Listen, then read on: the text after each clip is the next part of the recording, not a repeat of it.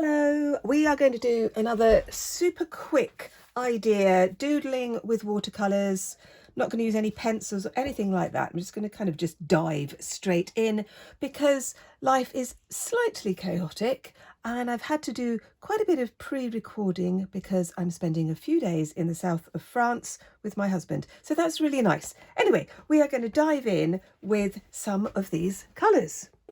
Hello and welcome to Doodle Club with me, Cate Field. I release art tutorials every Monday and Friday and a little Wednesday wandering in the middle of the week. I do hope you are well and I am so pleased you are here.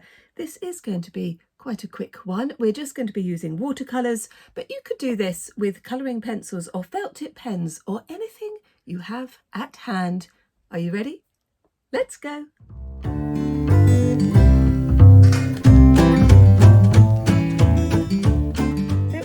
I'm using my Anna Linky watercolour paints. You will see I have a new palette. Those of you who have been coming for a long time will know that this is the state of the old one. And I really wanted to use oranges and yellows. And you can see that they have run out. So I treated myself to a new one. And I love these. Unfortunately, they don't sponsor me. But there you go. I have put a link on how you can get them because they are very inexpensive and they are very lovely. Anyway, I'm working in my sketchbook. And what we're going to do, I just had this idea of grids and doodles. This double page is just going to be this sort of vibrant orange and yellow because I am so delighted that the sun has actually come out here in southwest England in Dorset. We are going to start with a fine brush and we're just going to draw a square. Be brave, don't use a pencil. Just go straight in, and it doesn't matter if the lines aren't straight. They're just going to be a bit wiggly and that's fine. What you are doing is making marks with the paint, with the brush. And this is such a good exercise in brush control and paint control, as well as being just joyful and good fun. So I'm using the bright orange and I'm using the bright yellow. Just go over the top. You could add a little bit more water, let the colours bleed a little bit, see what happens. Obviously you can use different colours to me. You don't have to stick with vibrant yellows. You might already be having beautiful sunny weather where you live and actually you like a bit of kind of moody blue type. But we've just had so much rain and it's just been driving me nuts. So those of you who do live in England or in the United Kingdom or in Northern Europe, you will know exactly what I'm talking about. Oh my goodness, there's just still so much flooding. So you can see I'm adding a bit more water and it would just start to bleed. But I like this effect. I don't know what I'm going to use it for, but this is the whole point of a sketchbook. You're just trying out ideas. So that's my grid. Now I'm going to do some blocks. I'm going to just do these as sort of like rounded rectangles. That's just the idea. But again, see how much water you need. This is a good way of trying out new paints and a new brush. We are creatures of habit, us humans, aren't we? And we will quite often just use the same brush all the time for everything. I am guilty of that sometimes. But this exercise is quite a good way to try out different brushes. And you can just mix up your colours. You could do a whole rainbow of colours if you want to. When I'm working with my students, when we're looking at colour and colour theory, I do get them to use one type of colour or analogous colours like these are. So analogous colours are the colours that are at the same side, close together in the what am I thinking about? The colour circle. That's what I'm thinking about. In the colour wheel. And the ones that are opposite are complementary, but these are analogous. And with my little ones, I just say warm colours and cool colours. And they're great. You know, children will pick up on the mood of colours very, very quickly. You don't really have to teach it, actually. I think it comes naturally to human beings. So I'm just putting in these blocks. Making sure I've got that in there. Oh, very, very nearly dipped my brush in my tea. Oh my goodness, I keep doing that. So here we go. There we go. Thank you so much for your lovely comments. I read every single one. They're absolutely joyful. What a lovely bunch of people you are. It's just wonderful. Thank you also those of you who fully participate in the Facebook groups. Oh my gosh, I really did not think when I started the groups that it would be like this. I hoped it would be. I hoped it'd be hugely supportive and friendly and just full of love, and it is. So if you are new, we have 2 Facebook groups, Friday Art and Doodle Club and Open Studio. Friday Art and Doodle Club is for everybody and anyone, whether you are beginners, whether you're starting out something new, whether you're coming back after a break, whatever. It's just for everybody. Open Studio is for those of you who are taking any of my courses. So I have courses on YouTube and I have courses on my Patreon.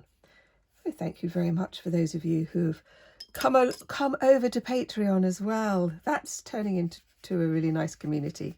It's a very small community. There's about 25 of us, but that's fine. So in Patreon, I do Saturday sketchbook prompts and the writing table. So if you're interested in a bit of art journaling or creative writing, and if you want to take your art just to another level, perhaps you'd like to pop over to Patreon and join me over there. Let me just, so you can see I'm just filling in this page. Got my little grid at the top and these here. And then in a moment, I'm going to do some things in between. But all of this is just going to be done with the paintbrush. I haven't actually changed the paintbrush, so I haven't done as I told you to do. But this is fine. So this is a middle-sized paintbrush. It's a number 6, but it comes to a nice little point, which I like.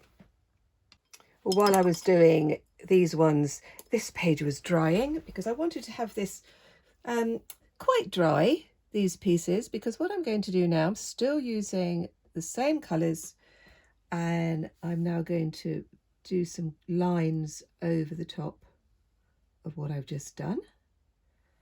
Still with the same brush. I decided to stick with the same brush.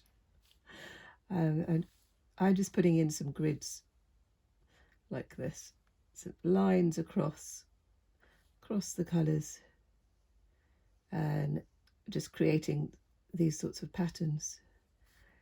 You could try doing wiggly lines and wavy lines and things like that. The last few tutorials we've been doing circles and lines and things like that, which I love, because you can just do so many things and create so many beautiful patterns. But this today, I think, is just about relaxing, actually, and just using the paint on the brush and seeing what happens. And I just invite you to do that with me, because it's just very nice. Oh dear, I have got lots and lots of ideas for tutorials coming up, so I'm very, very excited about that. So I hope you're going to enjoy those as much as me. Sometimes I do feel that I have this channel just for my own delight, because it is fun. But I know from some of your lovely comments that you enjoy it as well. So that's lovely. And I know that some of you have been with me from the very beginning, because I started this channel 2 years ago. Can you believe that? 2 years ago. March 2024. And I think I had about 8 subscribers. It was lovely. And now, wow, it's absolute delight. It really is. There we go. So you can see what I'm doing here. If you paint your stripes on top of paint that's already wet, it will disperse. So it's not that it's wrong, it's just a different type of effect. And that might be great fun, and you might want to do that. So I've got these sorts of grid shapes, and I've got some spaces here, so I'm just going to fill those, I'm going to do another grid up here, I think. Is that looking a little bit like fabric? So I'm getting a bit of a textile vibe. When I'm working in my when I'm working in my sketchbook, this is when I get ideas. And because I like to work in lots of different types of media, this is kind of giving me a textile vibe, and I'm thinking that actually that might be a really interesting project to do with either my students or for myself or with you. So that could be good. Yeah, let me know in the comments if you'd like a textile tutorial, because I haven't done very many of those. I've done a few, but I haven't done any recently. So that could be weaving, embroidery, sort of freestyle type stuff with fabric, felting and knitting and crochet and all of those sorts of wonderful textile things. I did love teaching textiles. I really did. It was an absolute delight.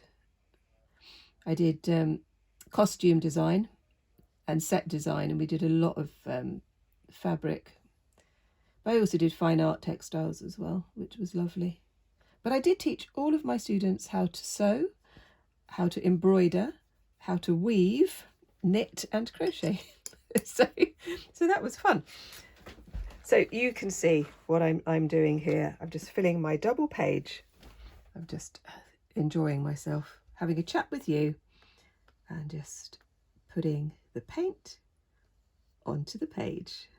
That's all we're doing, like that. There we go. So that's fun. That was fun. Well, I hope you enjoyed that one. I know it was very quick, but it will give you a starting point, and sometimes that's all we need. If you want to see some more much longer content, check out this one up here, because I think you're going to like it, and I'll see you next time. Bye bye.